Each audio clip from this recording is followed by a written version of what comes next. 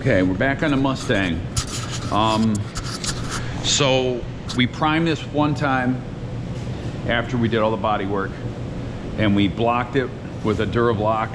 I had 220 grit on here, and I would put the paper on, hold front and back, just like this, and sand at a 45 this way. And then you're gonna come over on this side and go this way at a 45. You see me going up and down at a 45-degree angle. And what this is called is cross hatching. So you make your scratches one way, they're going like this, and then when you come back the other way, you scratch that way, and you cut those mountains off, because it makes a bunch of like peaks and valleys, and it just sands better. You're more uniform. So I went with 220, you can use 240, you could use 180. 180 is a little bit rough for me, for, you know, you don't want any scratches coming through. Anyway, so the blocks I'm going to be using today, what we're going to do after I put 3 more coats of primer on this, not super heavy coats, just 3 coats, and I'm going to use a regular rubber block, old school rubber block. I'm going to use a hand pad for certain areas, you know, little curves you can use that on. This is a softer block. You can see it's flexible. And this is a squeegee for getting the water off, because we're going to use water today to do this. We're going to wet sand this with 400 wet or dry paper. I'd use it wet, because dry it does not work very good. It immediately clogs. So what you're going to do is you're going to take this rubber block, put your paper on it like that.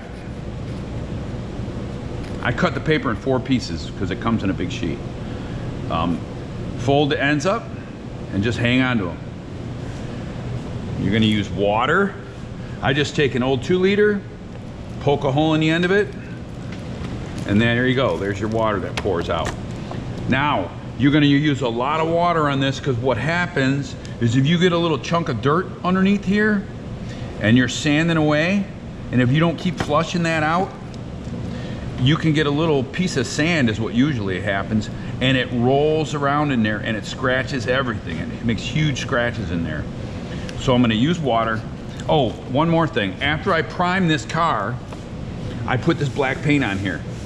Just out of a spray can, I just sprayed a dusting of this black on here. It's called a guide coat. You can use it just a cheap spray paint, a $1 can, or you can, they have an actual powder you can use too. That's for this.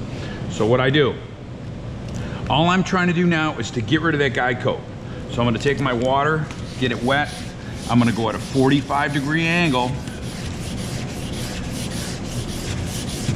Now this is curved a little bit. You have to consciously roll that block over those curves. So you see me going this way, using a lot of water, 45-degree angle.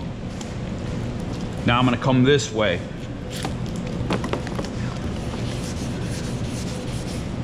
And go like, it's called cross hatching. And I'm only going until that guide coat's gone. I'm gonna keep continuing this whole car. And what I'm doing here is I'm getting little minor imperfections and scratches out. Okay, I'm gonna take my squeegee, fingers in the back here, one thumb right there, push firmly, and I'm just gonna squeegee that off.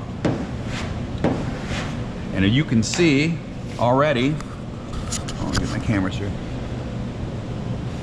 If you blow on it a little bit, and you'll see it dry, the water dry off and evaporate. Blow on it, and so you can see where I just sanded, and that is already done. So there's no guide coat left, which means there's no imperfections. If you get a spot or a low spot, or if there's a scratch in here, the guide coat will be in there. If you keep that block flat, don't cheat it. Keep that block flat. Just roll your curves, but don't go like this and try to cheat any scratches, because you'll see them when you paint this car. Keep it flat, keep going at a 45, and your imperfections will come out. If you do have a spot, just come back to them later. We can put a little glaze coat, we can spot prime any of those, and this car's gonna be ready for paint. And what we're doing on this car, the parts are done. We fit everything first, got all our body lines pretty nice. We took the parts off, we got everything ready, all blocked, ready to go. When we paint this car, we're gonna paint it with the panels off. That way you can get in everywhere. Just makes a better job. Then you don't have any tape lines anywhere. You can tape line it, but whatever, it's just as easy to do it like this.